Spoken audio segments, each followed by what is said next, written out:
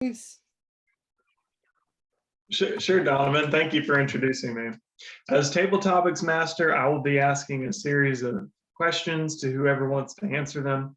The goal is to keep you on your feet and give you prompts to make quick 1 to 2 minute speeches to sort of simulate if you were in an elevator, ran into someone you don't know very well, or someone asks you a question that you haven't thought about yet, just so you can be ready to, talk and be personable, or maybe even have a deeper conversation at any moment and be comfortable doing so. So this week, I know we're still getting close to Thanksgiving, so some of my questions have a little bit of a Thanksgiving spin, but some of them are we've asked a lot of Thanksgiving questions, so it's a little more loose, but I have been thinking about themes of Thanksgiving and picking questions based on that. So back to you, Donovan. Thank you, Kylo. The next person I'd like to call on is the General Evaluator. Good David? evening, everyone. Thank you, Donovan. I am your General Evaluator for tonight's meeting. As General Evaluator, I will be handling the evaluation portion of the meeting and calling on each member that has a role to give their report, and also calling on our evaluator for Olivia's speech.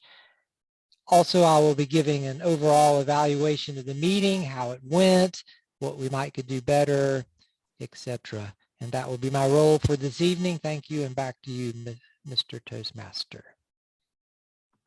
Thank you, David. The next person I'd like to call on is, I have to go back, actually.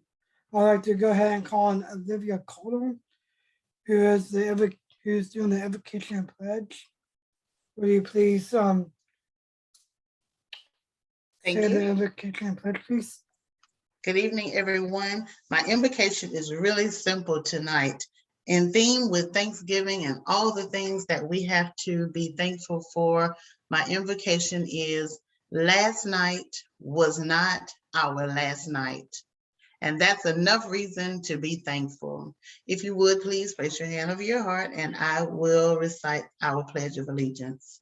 I pledge allegiance to the flag of the United States of America and to the republic for which it stands, one nation, under God, indivisible, with liberty and justice for all.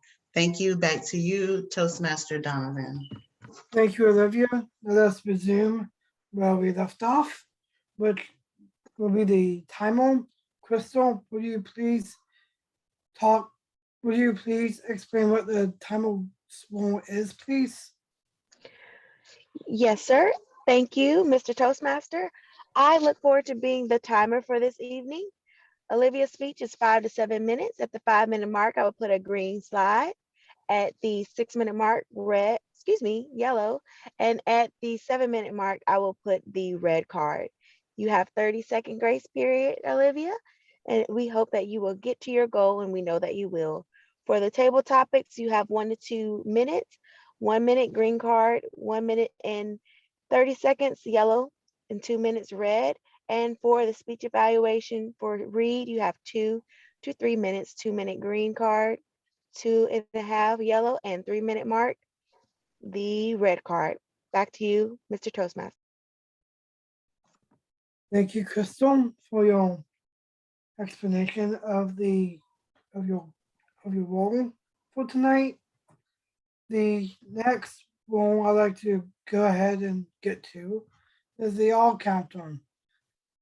Is Cheyenne doing the all counter, or is Reed doing it? Yes, Cheyenne said she'd do it. Okay, Cheyenne. Hello, everyone. Again, I will also be doing the all counter, which is looking for filler words, which I know I've already used about 3. So I will be looking for filler words that take place of just pausing to catch your thought. We do it when we get nervous or we don't know what to say, like, but so any of those, and then I will give a report at the end of our time. Thank you.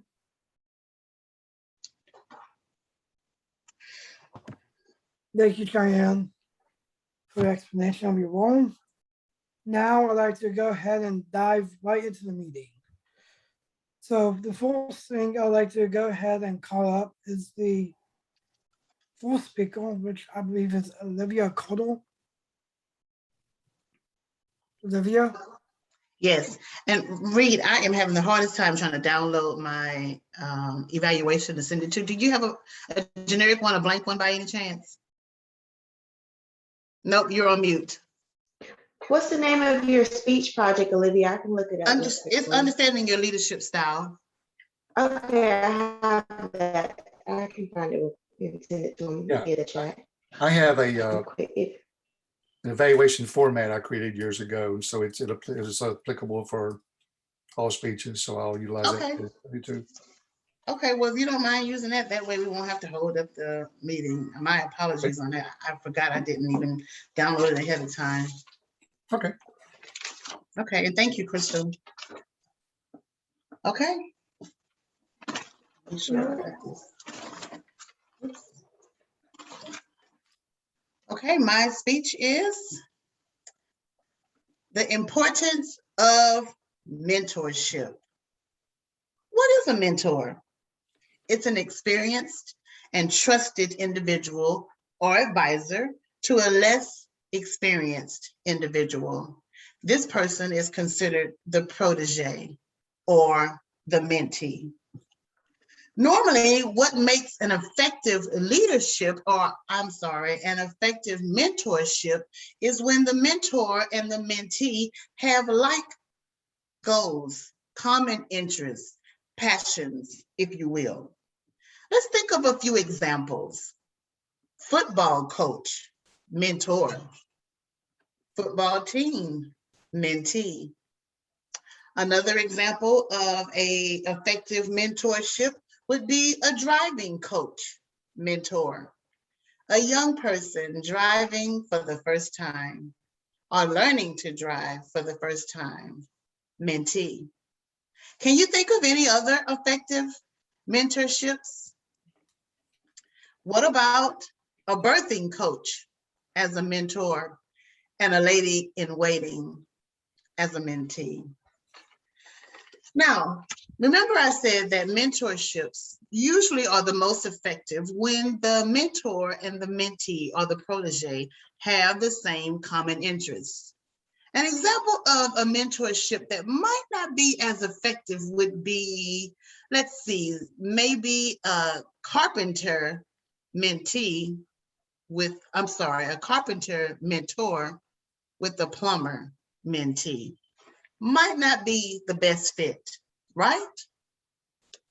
So we know what a mentor is, and we have even discussed a few examples. So why is mentorship so important? Mentors support growth. They enable the protege or the mentee to develop. Mentors are a source of knowledge. The mentee can be expected to learn, to gather insight, and obtain understanding. Mentors often encourage a mentee to keep going even when times get tough, when obstacles present themselves, difficulties and challenges arise. A mentor is there to keep the mentee afloat. Mentors also help set goals, help maintain accountability. The list goes on and on. So far, we've discussed many ways that a mentor can be a help to the mentee. But did you ever think that a mentor could be a help to the mentor as well? How? I thought you'd never ask. Being a mentor actually strengthens the mentor's knowledge. While teaching others or sharing your knowledge, you, the mentor, will be practicing as well. Oftentimes during this mentorship, the mentor is being reminded of things that they probably haven't even thought about in a while. Being a mentor also expands your network. And we all know the importance of networking, right? That's those connections, those relationships, whether professional or personal, that are so important and often long-lasting. Also, being a mentor establishes or enhances the mentor's leadership skills. After all, a mentor is a leader, guiding and directing and providing feedback. Mentorship also helps to develop those soft skills, those people skills, if you will. You learn how to deal with the range of personalities and personal differences. The mentor will learn to manage all of these dynamics while still teaching or training that protege. Other benefits of being a mentor include confidence building, gaining new perspectives, a sense of fulfillment, and self-reflection. But what does all of this mean? Why even build a speech about this? Because here at Toastmasters, that is just what we do.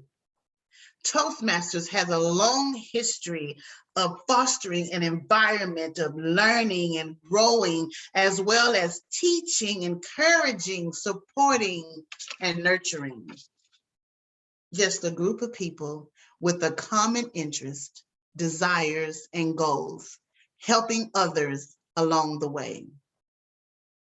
I don't know about you, but knowing that inside of me lives a person that can be a help to someone else, what a warming sensation, a sense of fulfillment, a euphoria. After all, I am my brother's keeper. But did you know that being a part of Toastmasters means that you too have taken this same pledge? So the next time you have the glorious opportunity to mentor someone else, remember your pledge, but also remember that the benefits are endless for you as the mentor as well. Try not to think of it as a burden or a chore. Think about it as paying it forward. After all, today's mentor should be tomorrow's mentee. We are all each other's keeper. That's the real importance of mentorship. Toastmaster, back to you. Thank you, Olivia, for your short speech. As I want to say thank you. That was a nice speech. The next person I'd like to call on is the Table Topics Master, which is Kyle. Would you please go ahead and start your role, please? Sure. Greetings, fellow Toastmasters. I will now start the table topics portion of the meeting, which I've said before is my favorite part of the meeting. So we're kind of still loosely basing the theme around Thanksgiving, but I'm not going to stay too strict on it. So if you end up thinking of something else that's not totally Thanksgiving related, that's okay to add that too. But the first question I have to whoever wants to answer it is, what is the best and worst thing about your place in the family birth order? So what's the best thing about being the oldest? What's the worst thing about being the oldest? What's the best thing about being the youngest? You know, and how's that work in your family dynamic as we are, you know, going off and Thanksgiving, we're traveling, we're going to see family? Do they put you at the kids' table or do they let you sit with the adults? What's the deal? Tell me about it. All right, Donovan, let's hear it. Thank you, Kyle, and all our guests and fellow Toastmasters. My question is, what is my family dynamic in my family, and what is the worst and what is the best thing about it? well, I'm gonna go ahead and rip off the band really quick, and I'm gonna say the worst thing first. The worst thing first is that when you're the youngest, it just feels like you're sort of like your older siblings are like a parent, and it always tells you what to do, always, be the one who bosses you around, even though that they have their own kids to deal with. But it does kind of feel the same way, and of just being the youngest. That's the hardest part. I think the easiest part is that it could be the easiest and it could be the worst too, is being spoiled by my parents, because there are some things that I want, and there are some things that I can't always get, and it's kind of hard to deal with that. And actually, the best thing that I can think of is that I'm the only one.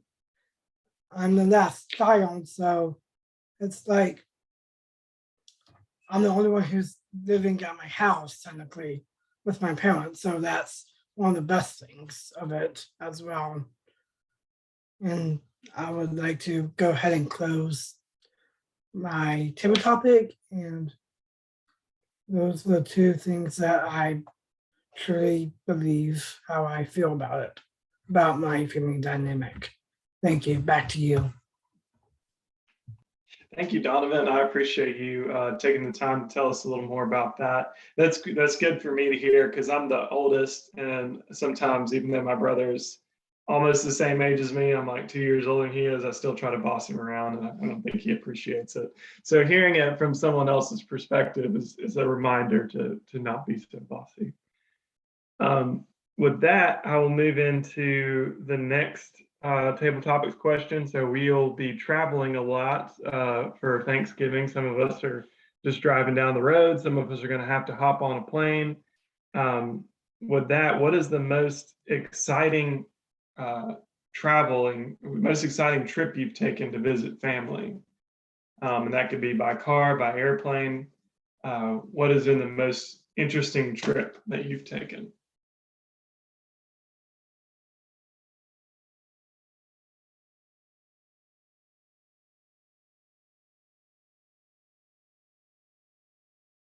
All right, Olivia? What's the most interesting trip that I have taken during the holidays? Yeah, to visit family. To visit family.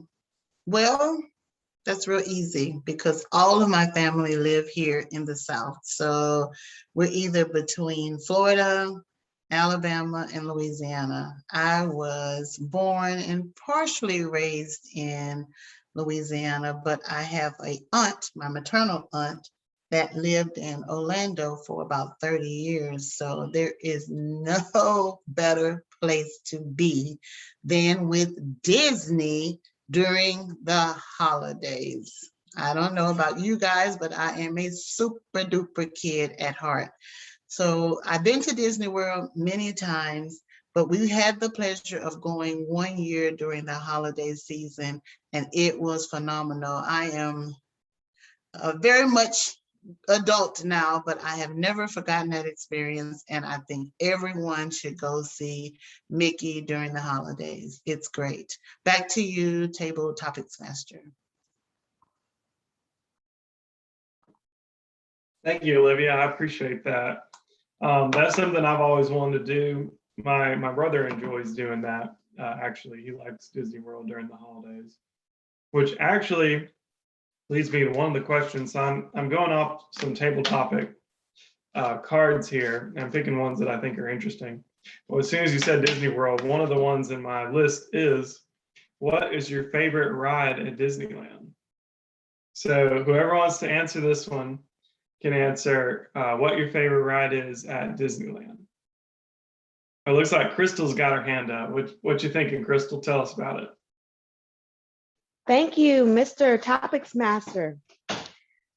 I am with Olivia right now, just thinking about Disney World at Christmas time. In fact, I was just talking to my husband before you asked the question about us going to Disney World because Olivia, our daughter's birthday is December the 4th. So it'd be really nice to use that as an excuse to go to Disney World. But to piggyback on your question, went to Disney World last year. And I had the most amazing experience at the Animal Kingdom. Now, I don't know if y'all been to the Animal Kingdom lately, but they have a new section that's Pandora, as in Pandora from Avatar, the country that they had in the movie. Well, we went late at night and they have it lit up just like Pandora. And I hope I'm saying it right. I believe that's the name of it, Pandora. Along with it looking like the movie at nighttime, they also have an Avatar ride. I'm looking here at the rest of you. I don't know if y'all been on that ride. Anybody been on the ride yet? Mm-mm. The Avatar ride? Oh, man, I'm telling you, you feel like you're part of the movie.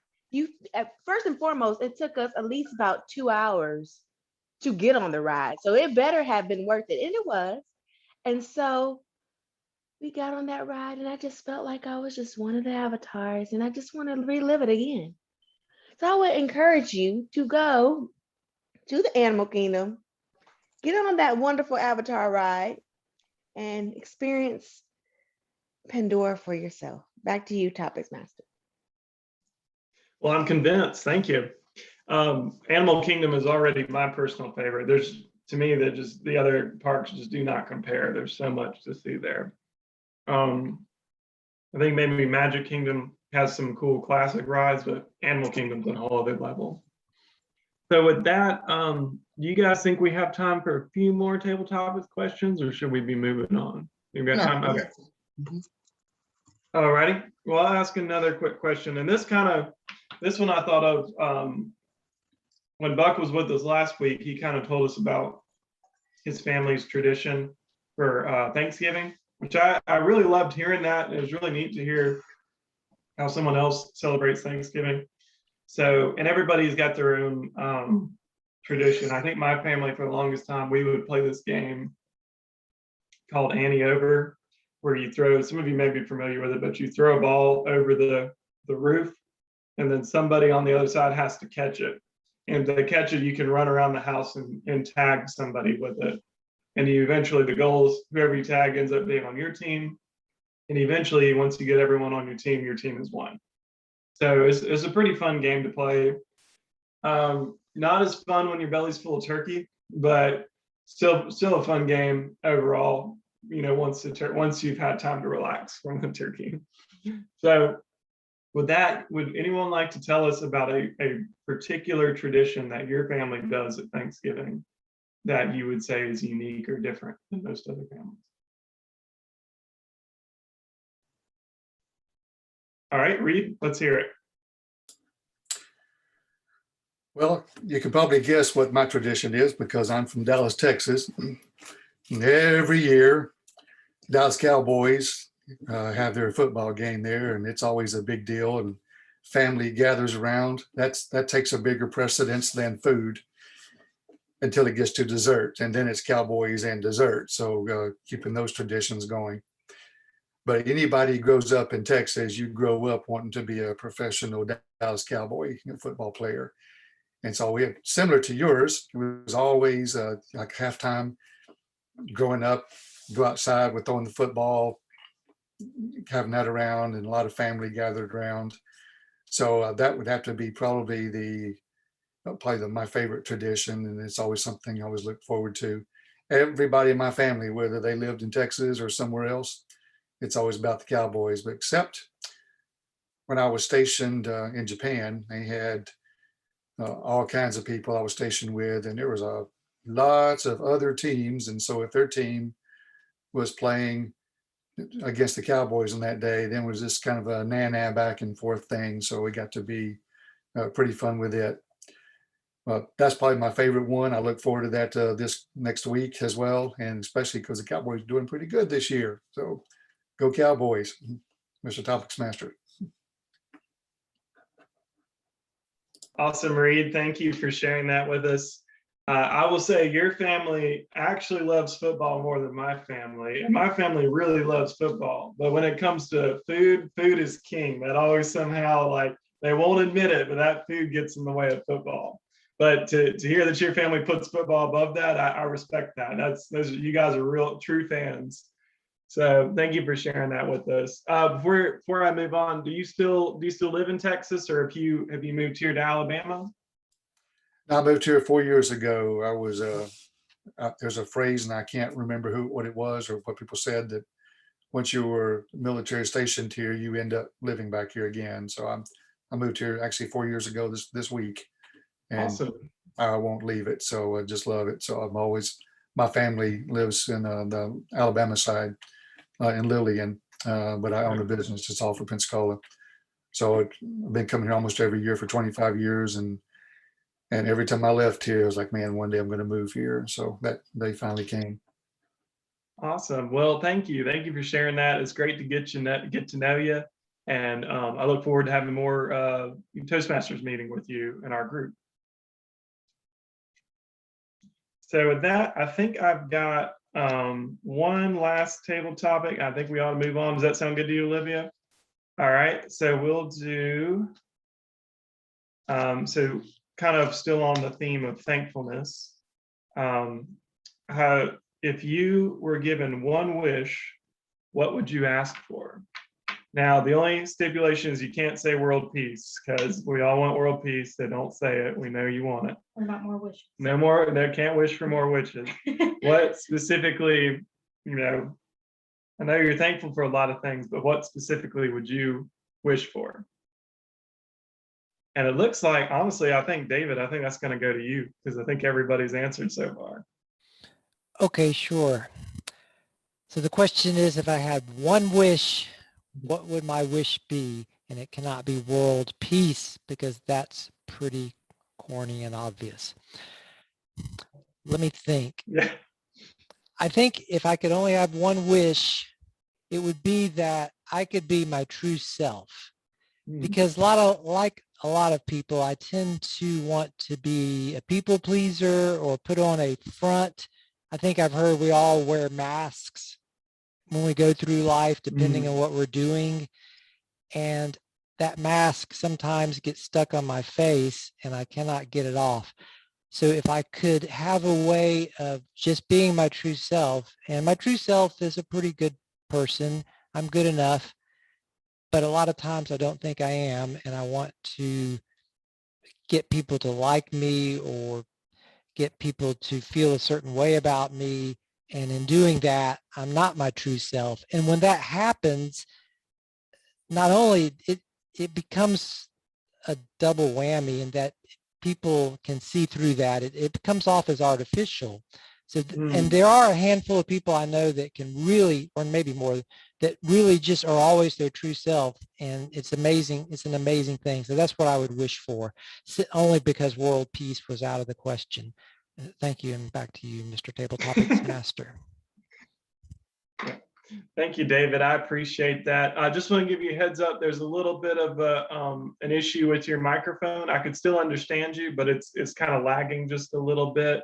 May just be a bad connection, but I just want to give you a heads up on that. But yeah, that is a fantastic wish. And I think I saw Crystal responded in the chat, like, we really love and appreciate you. And I think you do a great job of being your true self. You're always being very honest and answering these questions, I think, the most honestly. And that was very insightful. I appreciate that. That's something I would like to strive to do as well, to be more my true self as much as I can be. So thank you for that, David. I appreciate it. Thank you. So with that, I will turn the lectern back to Donovan, and that will end the table topics portion. Thank you, guys. I really enjoyed it. Had some really great, insightful answers, and I look forward to the next one. Thank you, Kyle. Thank you for the inspiring, euphoric table topics section for tonight. I would like to go ahead and go to the general evaluator role, which I believe is David. David, will you please would you please start your roll, please? Sure. Thank you, Mr. Toastmaster. I had an extension on my wired mic or my wired headset, so I took that off. So let me know if the sound improves. But for this evening, I am your general evaluator. Usually the evaluation portion of the Toastmasters meeting is not considered the most exciting, but we can make this the most exciting. We're going to beat table topics tonight. This will be the best evaluation ever, or not. But I'd like to start with we had one prepared speech. Olivia was kind enough to give us a wonderful speech about mentorship, and I would like to start with our evaluation of that, which I believe Mr. Reed Rogers will be doing. So I will turn the lectern over to Mr. Rogers. All right, thank you, David. Before you start the timer, I'm going to explain a little bit. I created a system a long time ago. I was afraid of competing, and it was in 1997, and I'd only given my second speech. My club threw me into an evaluations contest, and I'm an old programmer, so I like formulas. So I created a system for evaluations called 321S. So I'm going to use that tonight for you, Olivia. So 3 things I noticed you did well, 2 suggestions, 1 thing I found that you did exceptionally well, and then I'll summarize it. So to start off, so first, Olivia this is her second speech from the leadership development path and about mentors and mentorship. So the first thing that jumped out to me was just a great topic in the way you presented it. You also made it apply to everyone and in multiple different areas. So I had a great appreciation for that. It wasn't just Toastmasters, but it applied to life. And then you did another great technique. I have a professional speaking background. I know you have an interest in that too, or doing that. I've been doing that since 1994. And so there's some rules and philosophies I learned from National Speakers Association. And so I want to share some of those with you that jumped out at me. So one is, anytime you ask your audience members a question and you start it off that way, you automatically grab their attention, which is automatically going to draw them in. Plus, I've also noticed personally, people are asking, they call my name in the audience, or if they call the person next to me, I was afraid they were going to call me. So I'm extra attentive to the speaker and what they are saying. Then I'm going to go back to, I noticed that you just applied the mentorship to other areas of life. And it wasn't just Toastmasters. You talked about personal relationships. And I think the things that you shared, you could apply to business or Toastmasters into multiple areas. A couple of suggestions, if I may offer. One is, there's a famous speaker named Bill Gove. He passed away about 5 years ago. He was like a professional speaker's coach. And he had a philosophy. He said, the way he presented it was stories, stories, stories. Said you should always present a personal story, and you'll utilize that with a point. So you make a point, tell a story. Make another point, tell another story. What will happen, he said, is that people will remember the stories. And then when they remember the story, they will remember the point that you made to apply that. So I want to suggest that to you on it. I have a privilege to know him, a great man, who is a great friend of mine for many years now, named David Brooks. He was the 1994 world champion of Toastmasters. And he had a formula called the 4 H's, and it was head, heart, humor, and heavy. Something heavy to really touch the heart.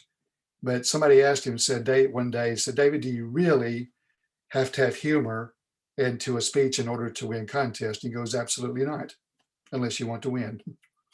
So I would encourage you to find some ways of incorporating the humor in that. Even it's just a couple of them along that way that would help people remember that point. The thing that I like most that you did was you got this enthusiasm and sincerity that comes out. It's about you, and that's what comes out in your presentation. So I really enjoyed that. So great topic. Ask questions of the audience. You applied mentorship to multiple areas. I suggest adding stories and humor, and then I love your enthusiasm. Great speech. Back to you, Mr. Johnny Evaluator. Thank you so much, Reed. Thank you, Reed. That was a great evaluation. And I would like to add as well that the one thing I picked up is the mentor-mentee relationship is a two-way street, that the mentor can also learn a lot in the relationship. And that's something Olivia emphasized as well. And I did not realize you were in Toastmasters since 1997. Reed, that's amazing. Congratulations on a long Yes. career. Yeah, it's gone by fast. Okay. And lots of lessons and lots of lots of things happening, lots of Wow. stories. Well, we're really glad to have you with us, is because we learn from each other for sure. So Absolutely. thank you. And moving on, let us go to our different little reports. Our first report is our timers report, which Miss Crystal Lockett Wilson has agreed to do our timer for this evening. So I'll turn the lectern to Crystal. Thank you, Mr. General Evaluator. Everyone did great on our times this evening. Olivia, your speech was 6 minutes and 40 seconds. Donovan, your table topics was 2 minutes. Olivia, your table topics 1 minute and 5 seconds. Mine was estimated, I believe, was around 1 minute and 24 seconds. Reed was 1 minute and 24 seconds. David, yours was 1 minute and 28 seconds. Reed's evaluation of Olivia was 3 minutes and 28 seconds, which is still good because you have the 30-second grace period after 3 minute mark. So once again, everyone did great. Very proud of the group. And thank you for letting me be your timer. Back to you, General Evaluator. Thank you, Crystal. And our next portion or topic to be evaluated report is our all counter and grammarian this evening, which is going to be Cheyenne. And I must say, I am now in a state of euphoria thinking about how wonderful of a job you're going to do, Cheyenne. And the lectern is yours. Well, thank you. Thank you. I just added you to my report. So with the grammarian role, I did not find any misuses of the English language. I feel like we're pretty good about doing that and being aware of that. With the all counter, there were a few. Kyler, just working on that, being mindful. If there were, I know I used some as well, and also just misused English language. So just being mindful of that. And we were working off the cuff, so it wasn't planned to. And then for our word of the day, we had Olivia, Donovan, and David. So congratulations, guys. And back to you, David. Thank you, Cheyenne. And moving on, I think that concludes all of our individual reports for this evening, and our evaluation is done. So I will give an overall evaluation of the meeting. We took a 5-minute recess, which we cut short to 3 minutes, which we always have a little bit difficult time getting started. Doing things online complicates that. It would be great if we could arrive just a little bit earlier so we can clear up any roles, but I'm guilty. I didn't get here till the last minute. That's something that could be worked on. The meeting itself went great. I think everybody has participated, which is important. It's always good, if possible, to get every single member involved. And we completed everything we set out to do. So overall, this has been a good meeting, and I've learned some things. I think our Toastmaster Donovan's doing a wonderful job keeping us organized. And that's all I've got for the general evaluation. So I will turn the meeting back over to our Toastmaster Donovan. Thank you, David. It was a very insightful meeting. So I'll add that, and I thought everything went smoothly. And I agree with you about the time as well. The next portion of the meeting is the education overview. Is there an education overview? I don't think we have one scheduled now, Donovan. We're good on that one for tonight. Okay. Thank you. Thank you for tonight. It was a great meeting overall. And I would like to go ahead and relinquish the lectern back to the active president, which is Olivia Coleman. Thank you, and have a good night. Thank you very much, Donovan, for your role tonight as Toastmaster. You did an awesome job of steering our meeting. Thank you very much. I really enjoyed, Kyler, your table topics. Oh, man. And I see it's great to be in good company. And I see Crystal and I have that in common when it comes to all of us are great company. Don't get that wrong. But anyone that has a heart for Disney truly is a woman after my own heart. So I just absolutely love Disney, and especially during the holiday season.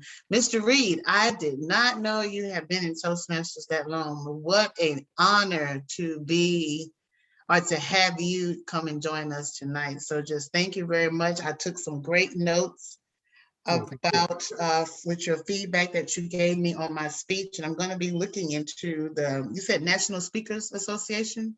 Yeah, I think they've got a chapter in Mobile, but I was in the Dallas area, but it's, yeah, Toastmasters, people would get into the ahs and nums and everything. National Speakers Association gets into what value are you offering and how you present yourself and how you make money at it. So one of the worst things you can ever do is say I'm a motivational speaker, because third time a dozen. So you want to present it as, hey, I am a professional speaker. I speak about, and then fill that in. So I learned that from National Speakers Association. Okay, thank you. I am definitely going to look into that. So thank you very much. Like I said, I took some notes, so I am just honored to have you as my speech evaluator tonight.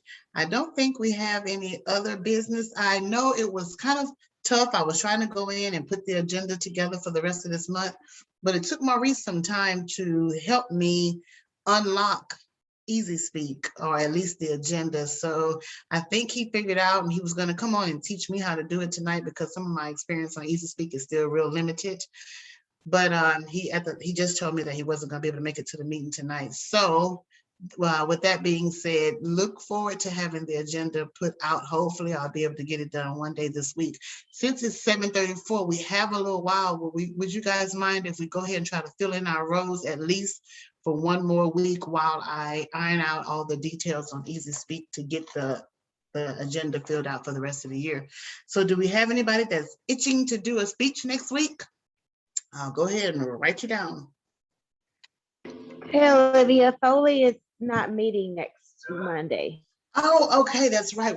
That's right. We were going to vote to see if let's see, it's 9 of us. We have 1, 2, 3, 4, 5. Well, we have 5 of the 9 from Hilltoppers. So it's enough for us to do a majority vote if we all vote the same way. What is your vote? All of those in favor of canceling our meeting for the Monday following Thanksgiving, if you would please vote by raising hand, or you can use the little reaction. Okie dokie, I think we're all going to, okay, well, majority will rule. We will not have a meeting. Let's just make sure I get that date out there. The specific date is, if I can get that to come up. We will not have a meeting on Monday, the 29th. That is the day after the Monday following Thanksgiving. Now, the 22nd next week, Crystal, you said that you guys are not going to meet next week? Okay, you're not meeting on the 22nd. Were you planning on meeting on the 29th, the Monday after Thanksgiving? Okay, all right, very good. Are we okay, guys? Hilltoppers, we're meeting on next Monday, the 22nd. That's the Monday before Thanksgiving. Are we all okay with meeting for that week? Is that a yes? If we want to meet, we just raise our hand and say yes, that we want to meet next week. If you prefer not to, or we can take a vote. We can take a vote offline if you want to think about it, and we'll see what we decide to do. Probably be good to meet one or the other of the Right, I was Mondays. thinking so. Yeah, I'm thinking we should go ahead and meet on the 22nd. I know we won't have Foley with us, but I think we should go ahead and meet. And yes, Mr. Reed, I think you had your hand raised. Sorry about that. And now you're on mute, Reed. Nope, I'm still getting used to Zoom. So I was actually forgot to bring my hand down. So okay. no, All right. Okay, so I think we should meet on the 22nd, and we'll take our little sabbatical on the 29th, coming back on the 6th. Is everyone okay with that?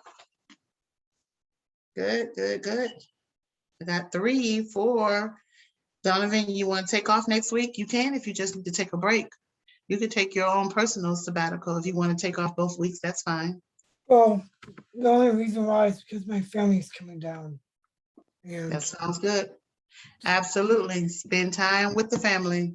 Well, then we'll look forward to seeing you on December the 6th. got it. Okay. All right. With those of us that remain, is there anybody itching to give a speech next week on the 22nd? I will write you down right now. Okay, well, while you're all raising your hand for your speeches, what about, let's fill up those easy roles like the all counter, general evaluator, timer, table topics master, Toastmaster. I'll take on role next week of Toastmaster. Olivia, anybody wants to be the all counter and grammarian? Oh, Kyler, what was that? I could do all counter and grammarian. Okay, thank you.